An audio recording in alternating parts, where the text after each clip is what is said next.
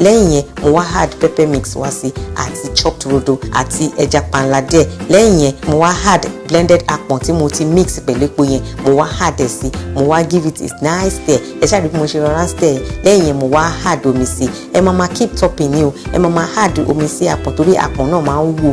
Lẹ́yìn yẹn mo wá jẹ́ kó mọ́ra dáadáa láláì lo ọwọ́ kúrò, mo ṣáà keep stirring. After that mo wá da ẹran sí. Ẹ ṣáà ti rí blackfish tí mo ti ṣan dáadáa yẹn mo wá dà sí pẹ̀lú ẹran. Lẹ́yìn yẹn mo wá ti turn ẹ̀, mo tún wá top up omi sí díẹ̀ láti máa loosen thickness ẹ̀ ní. Ẹ ṣáà ti rí. Lẹ́yìn yẹn mo wá fi sílẹ̀ ó marry ara wọn dáadáa. After which mo wá da ugu sí, mo wá ra fi sílẹ̀ for some seconds because ugu náà gbọ́dọ̀ pẹ́ jù lórí iná. Lẹ́yìn yẹn mo wá ra stir again, mo wá ra add adùn ọbẹ̀ sí. Lẹ́yìn yẹn mo wá da okra wá sí, mo wá filẹ̀ kó cook for like 1 to 2 minutes. Ṣó ti yé yín bẹ́ẹ̀ yẹn, a fẹ́ jẹ́ kí gbogbo ẹ̀ kó rọ̀ jù. Lẹ́yìn yẹn mo wá ra add omi díẹ̀ sí. After which mo wá da ẹja wa tá ti sè, ìyẹn ẹja Titus wa yẹn mo wá